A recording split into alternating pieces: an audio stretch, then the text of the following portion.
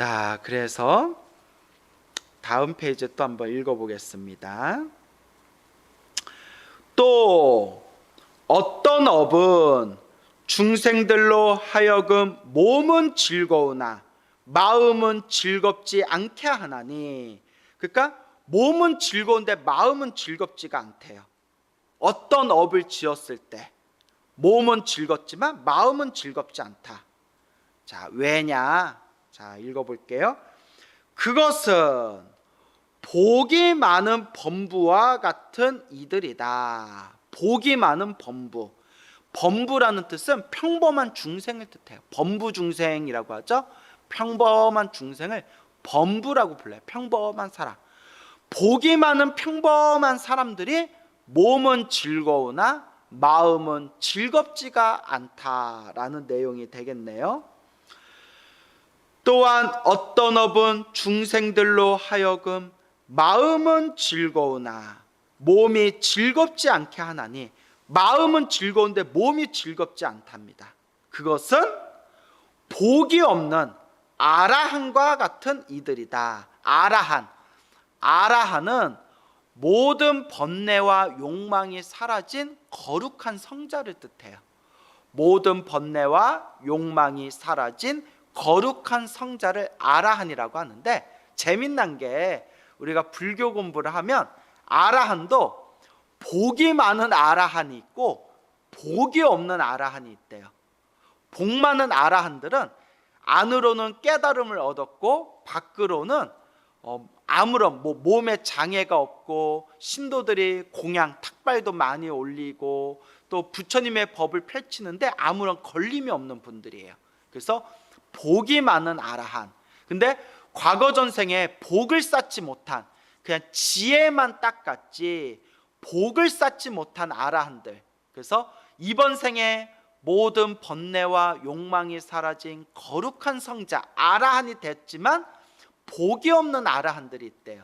그래서 복 없는 아라한들은 아라한 거룩한 성자지만 탁발을 나가더라도 음식을 많이 얻지 못해가지고 항상 배고픔에 굶주려 있다거나 뭐 그런 경우가 있다고 합니다. 이것도 참 묘하죠, 여러분.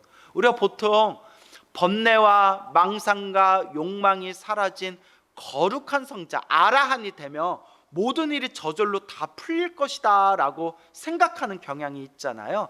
근데 불교 공부를 깊이 해보면 복이 많은 아라한도 있고 복이 없는 아라한들도 있구나. 그래서 복과 지혜와 신통과 자비를 완벽하게 갖추신 최상의 존재가 바로 부처님이십니다. 부처님. 자, 그래서 그것은 복이 없는 아라한과 같은 이들이다.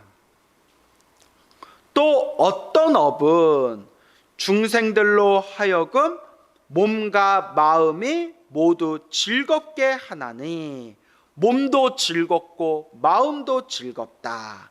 그것은 복이 있는 아라한과 같은 이들이다. 또한 어떤 업은 중생들로 하여금 몸과 마음이 모두 즐겁지 않게 하나니, 그것은 복이 없는 범부, 일반 평범한 중생. 몸도 힘들고 마음도 힘든 존재들은 복이 없는 범부와 같은 중생들이다 라는 내용이 되겠습니다. 지금 읽어본 것을 간단하게 정리를 해보자면 머릿속에 여러분들이 한번 되새겨 보세요. 자, 몸은 즐겁지만 마음은 즐겁지 못한, 몸은 편안하지만 마음이 편안하지 못한 중생들. 그런 중생들은 복이 많은 중생. 그러니까 복이 많은 중생. 쉽게 말하면 복은 있지만 지혜가 없는 중생이란 뜻입니다. 자, 이거 잘 기억해 두세요. 복은 많지만 지혜가 없는 중생. 그래서 내가 지어놓은 복이 많기 때문에 먹고 잠자고 살아가는 그런 일상생활, 이 몸뚱아리는 내가 지은 복 때문에 몸뚱아리는 편안하지만 지혜를 닦지 않았기 때문에 마음은 편안하지가 않다는 거예요. 그래서 복은 지었지만 지혜가 없는 범부 중생은 몸은 즐겁지만 마음은 편안하지가 못하고, 그리고 순서를 좀 바꿔볼게요. 몸도 힘들고 마음도 괴로운 중생은 복도 없고 지혜도 없는 중생입니다. 복도 없고 지혜도 없는 중생이다. 복도 없고 지혜도 없는 중생. 지어놓은 복도 없고 닦은 지혜도 없기 때문에 몸도 힘들고 마음도 힘든 것이다. 복도 없고 지혜도 없는 중생이다. 그 다음에 마음은 편안하지만 몸뚱아리가 힘든 존재는 바로 복은 없지만 지혜는 있는 복이 없는 아라한을 뜻한다. 대표적으로 복이 없는 아라한. 그래서 복이 없기 때문에, 닦아놓은 복이 없기 때문에 몸뚱아리는 힘들지만 지혜를 깊이 잘 닦았기 때문에 마음은 항상 고요하고 마음은 항상 편안한 존재들. 그래서 복은 없지만 지혜를 닦은 존재들이 바로 몸은 힘들지만 마음은 편안하다라고 정리하시면 되겠습니다.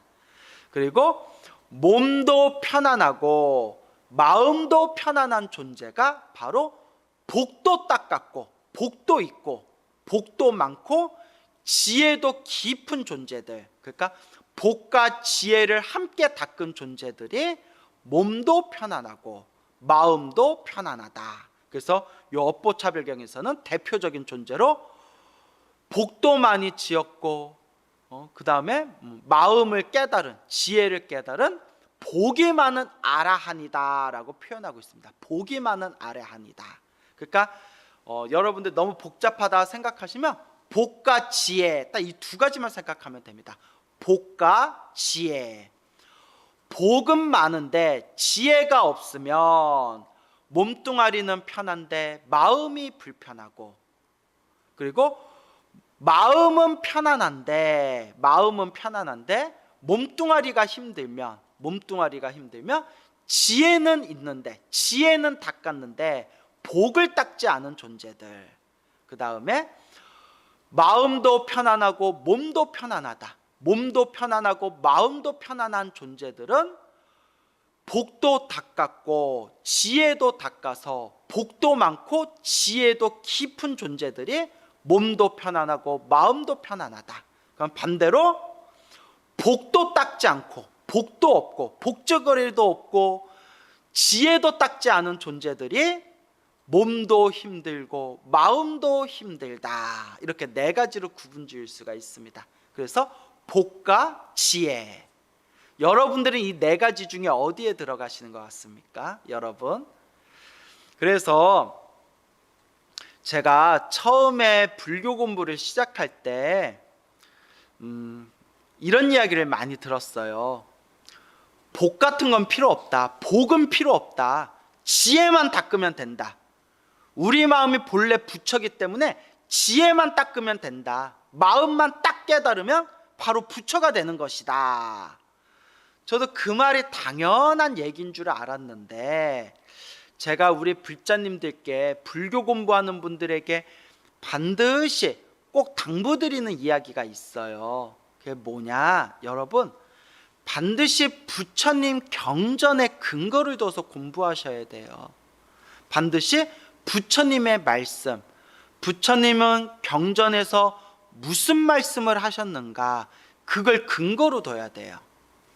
좀 이런 얘기하면 제가 조금 부끄러운 얘기인데, 그래도 우리 한국 불교가 더 잘 되기를 바라는 마음에서, 저도 이제 한국 불교의 스님이니까 한국 불교가 저는 더 잘 되기를 원하잖아요. 우리 한국 불교가 더 잘 되기를 바라는 마음에서 제가 좀 따끔하게 꼬집어서 이제 이야기를 하자면, 이게 참 조심스러운 얘기인데, 한국 불교 되게 훌륭한 장점이 많아요. 그런데 어느 순간부터 어떤 문제가 생기냐면, 지금은 많이 좋아졌어요. 여러분, 지금은 우리 그 스님들이 젊은 스님들이 공부도 많이 하시고 하셔가지고 지금은 이제 스님들이 이제 예전보다는 이제 수준들이 많이 높아져서 지금 많이 좋아지긴 했는데, 예전에 좀 어떤 단점들이 있었냐면, 불과 몇십 년 전만 하더라도 이렇게 어른 스님들이 부처님 가르침을 이렇게 가르쳐 주실 때 경전의 근거를 안 두고 얘기를 하시는 경우가 곧잘 많았어요. 물론 우리 어른 스님들 다들 훌륭하시고, 뭐 요 광우가 그 과거의 어른 스님들 발 뒤꿈치에 묻은 먼지만큼마도 수행을 못한 존재지만, 어른 스님들 다들 옛날 과거 어른 스님들, 선배 스님들 다들 훌륭하신 분이지만, 한 가지 안타까웠던 게 경전에 근거를 두지 않고 이렇게 자기 얘기를 하시는 거예요. 그냥 자기 얘기. 그러다 보니까 스님들이 A라는 큰 스님은 이렇게 얘기하시고 B라는 큰 스님은 저렇게 얘기하시니까 나중에 막 헷갈리는 거예요. 좀 솔직히 좀 헷갈려요. 기준이 없어요. 그러니까 이 제자들도 어느 큰 스님, 어느 스님의 가르침을 의지하냐에 따라서 이렇게 이제 견해도 막 복잡하게 나눠지고 막 그런 일들이 생기거든요. 그래서 저도 이제 당연히 뭐 그냥 우리 선배 스님들이 나보다 나으신 분들이니까 선배 스님들, 어른 스님들 말씀에 다 맞겠지라고 생각을 했는데, 제가 이제 절에서 공부한 지 20년이 훨씬 넘어갔거든요. 이제 얼마 안 있으면 이제 25년을 넘어가요. 절에 이제 출가한 지. 그런데 이제 꾸준히 이 부처님 가르침의 근본은 무엇일까? 어떤 게 올바른 부처님의 가르침인가라는 그런 자꾸 그런 이렇게 마음의 화두를 가지고 계속 공부를 해 나가다 보니까, 저 미얀마 스리랑카 같은 남방 불교나 저 티베트 불교라든가 혹은 저 대만 불교, 제가 또 대만 불교를 좋아하거든요. 그 대만 불교라든가 이 큰 스님들께서는 이렇게 공부하면서 확연하게 뭘 느꼈냐면, 반드시 법을 설하실 때 경전, 부처님 경전의 근거를 두고 말씀하시는구나. 반드시 부처님 가르침을 말씀하실 때 경전의 근거를 둡니다. 무슨 경에 이렇게 나와 있다. 어떤 경에 이렇게 설하셨다. 어떤 경전에서는 이걸 이렇게 말씀하시고, 그 뒤에 어떤 제자분들, 어떤 보살님들, 어떤 논사님들께서는 경전의 이 말씀을 이렇게 해석했다라는 게 딱 정형화되어 있어요. 그러니까 스님들마다 견해가 달라도 근거가 있으니까 좀 덜 헷갈려요. 이분께서는 이것을 근거로 삼아서 이렇게 주장하시는구나. 저분께서는 저것을 근거로 삼아서 이렇게 주장하시는구나. 이렇게 이제 기준이 있으니까 공부할 때 굉장히 제가 마음속에 정리가 잘 되더라고요. 그러면서 느낀 게, 우리 좀 한국 불교는 너무 참선 문화, 선종 문화, 그냥 벽 보고 이목고 하는 그 문화가 있거든요. 그래서 이렇게 우리 같이 근기가 모자른 중생이 찾아가서 질문을 하면 그냥 이목고 하면 된다. 그래 버리니까 그게 좀 막 답답한 갈증 같은 게 있잖아요. 그래서 우리 한국 불교의 단점을 굳이 꼬집자면, 이렇게 불자들에게 법을 설할 때 부처님 경전의 근거를 잘 이렇게 세우지 않고 그러니까 자기 얘기를 하신 거예요. 그냥 자기 얘기. 그러다 보니까 막 이렇게 우리가 헷갈리고 혼란했던 그런 시기가 있었거든요. 근데 이제 지금은 많이 좋아졌어요. 이제 스님들이 많이 공부들을 이제 하고 계셔서 요새 이제 사찰 불교대학에서 우리 이렇게 스님들 강의하시는 모습 이렇게 보면 다 저마다 경전에 최대한 근거를 두려고 노력을 하거든요. 근데 이제 여러분 생각해 보세요.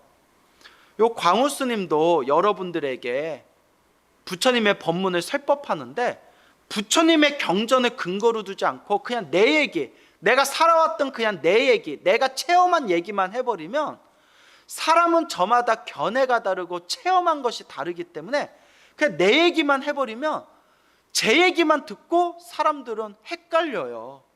부처님의 올바른 가르침이 뭐지? 왜 저 스님하고는 말이 다르지? 왜 스님들마다 말이 다 다르지? 이렇게 막 헷갈려 버립니다. 그래서 저는 항상 원칙을 세우는 게 반드시 부처님 경전에 근거를 둬야 된다. 이건 아주 중요한 겁니다. 그럼 이 이야기를 왜 이렇게 길게 하느냐? 처음에 저도 선방 다닐 때 20년 전에 처음에 선언회 선방을 다닐 때 그런 소리 많이 들었어요. 복 같은 거 지을 필요 없다. 지혜, 수행자는 오로지 지혜만 닦아서 마음만 깨치면 된다. 그러니까 복 짓는 걸 우습게 보는 거예요. 복 짓는 걸 우습게 생각하는 그런 어떤 풍조가 있었어요. 그러니까 막 신도들이 막 이렇게 복 짓고 막 스님들이 복 지으면 그걸 되게 수준이 낮은 거다 생각하는 그런 성향이 조금 있었어요. 지금은 많이 바뀌었지만. 그런데 제가 항상 부처님 경전에 근거를 둬야 된다고 했죠? 부처님 경전에서는 어떤 말씀이 나오느냐? 초기 경전이나 대승 경전이나 한결같이 복을 지어야 된다. 수행하는 수행자도 복을 지어야 올바로 수행할 수 있고 복이 많아야 쉽게 깨달음을 얻을 수 있다라고 부처님 경전에 나오는 거예요. 그래서 대표적으로 아함경 같은 경전에서도 아함경 어떤 내용이 나오냐면 부처님께서 여러분 다 아시는 얘기잖아요. 그 천안제의 아나율 스님이 계신데 아나율 스님이 모든 것을 꿰뚫어 보는 천안은 얻으셨지만 육신의 눈을 잃으셨잖아요. 육신의 눈을 잃으셨을 때 이렇게 바늘구멍에다가 이렇게 실을 꿰야 되는데 육신의 눈이 없으니까 실이 이렇게 안 들어가는 거예요. 그때 아나율 스님께서 누군가 복 짓고자 하는 사람이 있으면, 복을 짓고자 하는 사람이 있다면 내 앞에 와서 이 바늘구멍에 실을 넣어준다면 큰 복을 짓게 될 텐데 라고 생각하고 있을 때 그때 누군가가 아나율 스님의 그 손에 들고 있는 그 바늘과 실을 이렇게 건네받아 가지고 바늘구멍에다가 실을 꿰어주는 거예요. 그러니까 아나율 스님이 깜짝 놀라서 그대는 누구시오? 라고 했더니 나는 너의 스승 부처님이다. 석가모니 부처님이다 하니까 아나율 스님이 깜짝 놀라서 아니 우리 거룩하신 스승님 부처님이시여, 부처님은 이미 모든 복덕과 지혜를 다 완성하셨는데 무슨 따로 복을 지을 게 있어서 제 바늘구멍에 실을 꿰어주십니까? 라고 했더니 아함경의 유명한 구절이 나오잖아요. 부처님께서 하시는 말씀에 그런 말 하지 말아라. 이 세상에 복 짓기를 좋아하는 사람들 중에서 복을 짓는 걸 좋아하는 존재들 중에서 나보다 부처님 스스로 나보다 훨씬 더 좋아하는 사람은 없을 것이다. 복이 있어야 중생을 제도할 수 있기 때문이다 라는 말씀이 아함경에 나오지 않습니까? 복 짓기를 좋아하는 존재 중에서 부처인 나보다 훨씬 더 좋아하는 사람은 없다. 왜냐? 복이 있어야 중생을 제도할 수가 있다. 또 아함경에 보면 이런 내용이 또 나오더라고요. 수많은 불제자들 앞에서 부처님께서 말씀하시기를 세상에서 가장 강한 힘이 있다. 세상에서 가장 강한 힘은 바로 복덕의 힘이다. 복의 힘이다 라고 하셨어요. 복의 힘이다. 복력이다 라고 하셨어요. 복의 힘이 가장 강하다. 내가 수없는 과거 전생에서부터 복을 지었기 때문에 이 복의 힘으로 마왕 파순, 마왕을 한복받을 수 있었고 이 복의 힘으로 보리수 아래에서 깨달음을 얻을 수 있었다라고 부처님께서 아함경에서 직접 이야기하시지 않습니까? 그러니까 이렇게 복 짓는 게 중요해요. 복은 두 가지 복이 있어요. 맑고 깨끗한 청복이 있고 탁한 탁복이 있어요. 그래서 여러분들 세속 생활하면서 돈 많이 벌고 잘 먹고 잠 잘 자고 잘 먹고 잘 사는 그런 세속적인 복을 탁복이라고 해요. 탁한 복. 여러분들 탁복이 좋죠. 예? 여러분들 잘 먹고 잘 사는 탁복을 좋아하지 않습니까? 근데 우리 부처님께서는 탁복은 영원하지 않다라고 하셨어요. 쓰고 나면 텅 비어버리는 영원하지 않은 턱, 영원하지 않은 복이다. 청복은 뭐냐? 맑고 깨끗한 청복, 수행할 수 있는 복, 깨달음을 얻을 수 있는 복, 좋은 스승을 만나고 좋은 도반을 만나고 올바르게 수행할 수 있고 빨리 깨달음을 얻을 수 있는 맑고 깨끗한 복을 청복이라고 합니다. 부처님은 이 청복이야말로 세상에서 가장 훌륭한 복이라고 하셨습니다. 청복이든 탁복이든 이 복이 있어야 바깥 세속 생활을 하면서도 잘 먹고 잘 살 수가 있는 것이고, 머리 깎고 출가 수행하면서도 올바르게 오로지 수행하면 집중할 수 있는 그런 힘을 얻을 수 있는 게 바로 이 복의 힘입니다. 그래서 부처님께서도 세상에서 가장 강한 힘이 바로 복의 힘이다 라고 부처님께서 말씀하셨습니다. 그러니까 이 복 짓기가 얼마나 중요한 겁니까? 복을 짓는 것은 아주 중요합니다. 그래서 티베트 불교가 대승불교의 핵심을 담고 있거든요. 티베트 밀교에서도 본격적인 지혜를 닦는 수행에 들어가기 전에 이 복 닦는 걸 굉장히 중요하게 여깁니다. 그래서 겔록파, 티베트 불교에도 여러 종파가 있는데 겔록파 같은 종파에서도 본격적으로 지혜를 닦는 수행에 들어가기 전에 기초 수행을 닦는데, 기초 수행의 대표적인 게 첫 번째가 부처님께 절, 오체투지를 10만 배를 하는 겁니다. 10만 배. 10만 배를 부처님께 절을 올리면서 내가 지은 업장을 소멸하고 10만 번 부처님께 정성스럽게 절을 올리면서 그 오체투지의 공덕, 선업, 복을 닦는 겁니다. 그러니까 평생 수행할 수 있는 복을 닦는 거예요. 10만 배 동안 절을 하면서. 또 10만 배 절을 하면서 10만 번 만트라, 주문을 외운다고 합니다. 스승이 준 주문을 10만 번을 독송한대요. 10만 번의 독송을 통해서 주문 수행을 통해 가지고 내 업장을 소멸하고 이 부처님의 가피가 담긴 주문을 10만 번을 독송함으로써 평생 지혜를 닦을 수 있는 복, 공덕을 닦는 겁니다. 등등의 이제 여러 가지 기초 수행이 있다고 합니다. 또 우리 부처님이 우리와 똑같은 중생이었는데 성불을 하시지 않습니까? 그 성불을 하시게 된 그 가장 중요한 핵심되는 수행이 육바람일 수행이지 않습니까? 육바람일 수행. 보시, 지계, 인요, 선정, 정진, 지혜. 육바람일 수행이지 않습니까?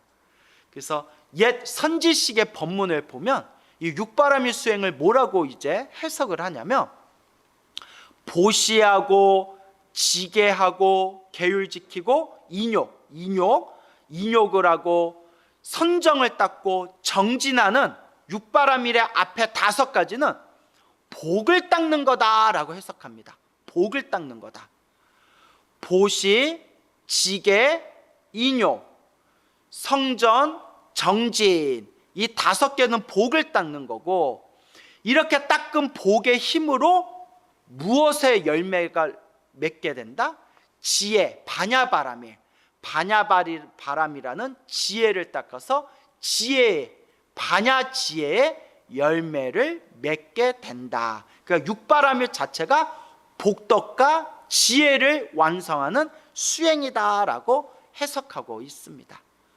그러니까 우리가 지혜만 닦으면 되지, 깨달으면 얻으면 되지 라고 생각하지만 절대 그렇지 않다. 지혜를 닦기 위해서도 반드시 복이 있어야 되고, 깨달음을 얻기 위해서도 반드시 복이 있어야 된다.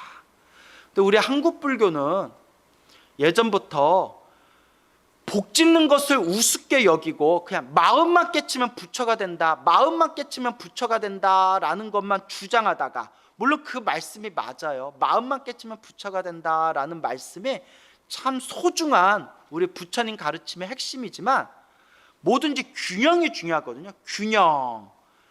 야, 사람이 밥을 많이 먹어야 힘을 써 라는 말 듣고 밥만 먹으면 어떻게 돼요, 여러분? 그러면 영양의 균형이 무너져요. 예? 밥도 먹고 반찬도 먹고 비타민도 먹고 과일도 먹고, 그래야 이제 몸의 균형이 잡히는 거지 않습니까? 그와 같이 부처님의 가르침도 균형이 있어야 돼요. 올바르게 수행하기 위해서는 균형이 있어야 되는데, 그냥 마음만 깨치면 부처다 이래버리니까, 그 마음만 깨치면 부처인데 뭐 복을 닦으면 뭐하냐, 그냥 지혜만 닦으면 되지 하다가 균형이 무너져 버리는 그런 이제 병폐가 생길 수가 있습니다. 그러니까 여러분, 반드시 부처님 가르침은 경전의 근거를 둬서 수행하셔야 돼요. 그리고 여러분들이 완전히 깨달았을 때, 그때는 이제 경전을 버리셔도 돼요. 금강경에서도 말씀하셨다시피 바다를 건너기 위해서는 뗏못이 필요하지만, 바다를 건너서 섬에 도착했으면 뗏못은 버려도 된다.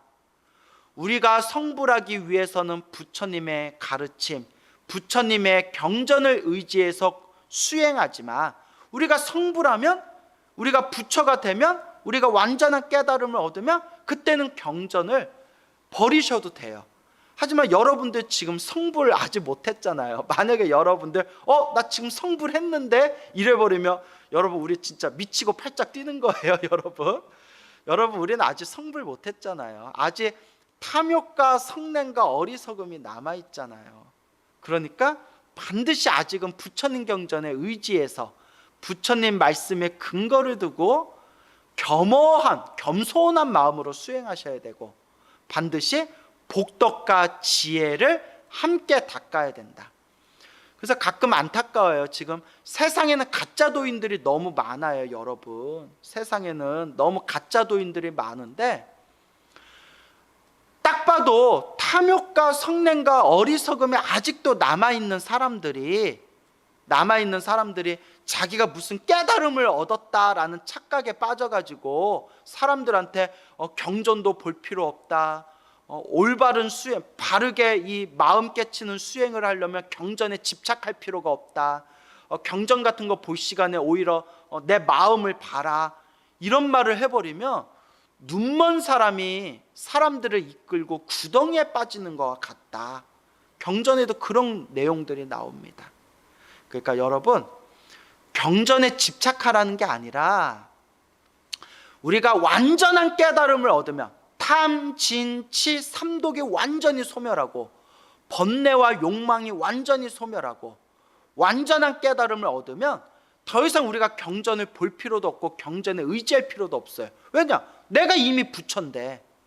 하지만 여러분, 겸허하게 부처님 앞에서, 진리 앞에서 겸허하게 겸손하게 내 자신을 비춰봤을 때, 내가 아직도 탐욕이 남아있고 성냄이 남아있고 어리석음이 남아있고 욕망이 남아있고 번뇌가 남아있다면, 부디 나 잘났다라는 교만심, 자만심을 내려놓고 겸허한 마음으로 부처님의 말씀, 부처님의 경전, 부처님의 가르침에 근거를 두고 의지해서 수행하셔야 된다라는 뜻이 되겠습니다. 그래서 바다를 건너서 목적지에 도착했으면 뗏못은 버려도 되지만, 바다를 건너기 전에 뗏못을 버려버리면 바닷물에 꼬르르르 바닷물에 빠져서 익사하게 된다.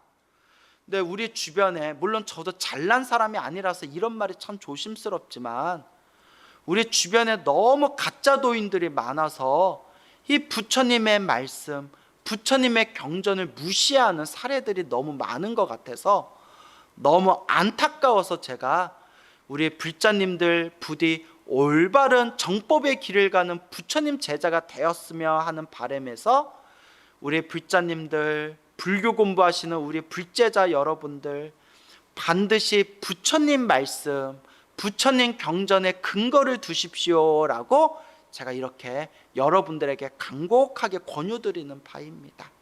물론 이렇게 말하는 저도 많이 부족한 존재지만 그래도 저는 여러분들에게 그 옛날 훈장님들 있지 않습니까? 혀가 짧은 훈장님이 바담풍 했더니 그 서당에 다니는 학동들이 훈장님 발음 똑같이 흉내낸다고 바담풍 하니까 애들을 회초리질하면서 나는 바담풍 해도 너희들은 바람풍이라고 해야지 하면서 애들을 회초리질했다고 하지 않습니까?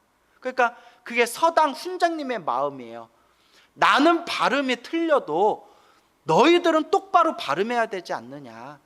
내가 발음은 틀려도 너희들에게 가르쳐 줄 때는 그래도 내가 똑바로 가르쳐 줘야 되지 않겠느냐. 그와 같습니다.